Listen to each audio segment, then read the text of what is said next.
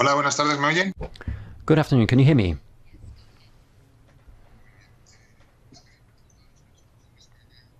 I have a question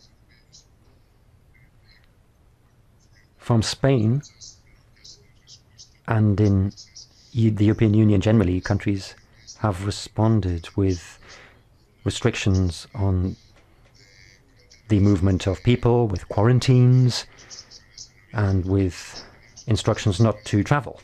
And I'd like to know what your reaction is to those measures. I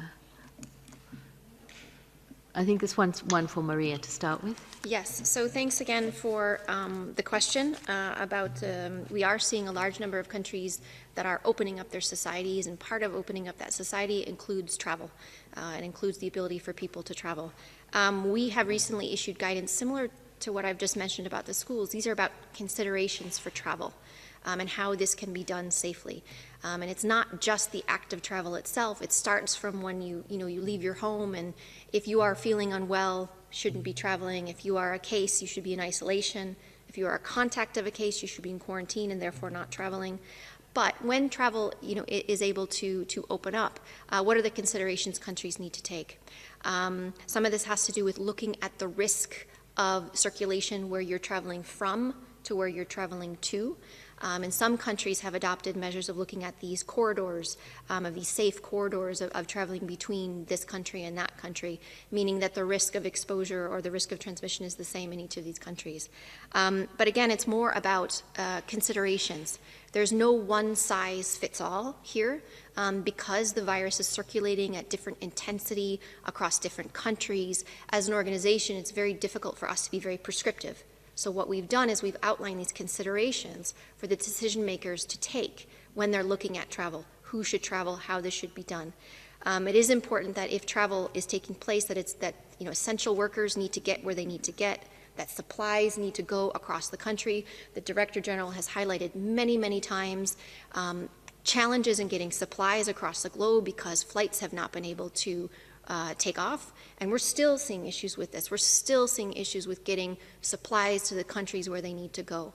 And so again, it's more about the considerations as opposed to being very prescriptive about if this happens, then you can do this.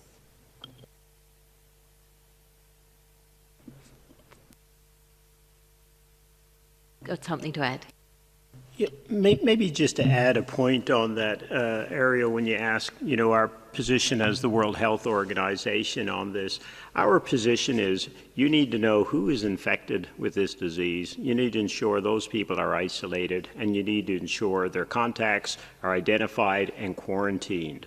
The reason countries are putting travel restrictions in place, et cetera, is because they don't know that, and they're not able to manage the risks, and they're not able to understand the risks. When we get to the position where we can really test at the levels we have to, know who's infected, those people are really being isolated so they can't infect others and their contacts, and those people aren't traveling, then the virus isn't going to travel. This all comes back again to extraordinary measures that are being implemented in the absence often of our ability to do the basic public health measures that are so fundamental to getting this thing under control. So when you have a flare, is that the first thing you need to do? The first thing you need to do, test, isolate, trace the contacts, make sure those folk aren't moving. That's why we quarantine them. That's why we isolate them. And then virus transmission stops.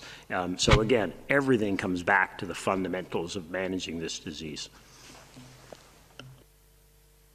Thank you very much, Dr. Aylward and Dr. Van Kerkhove.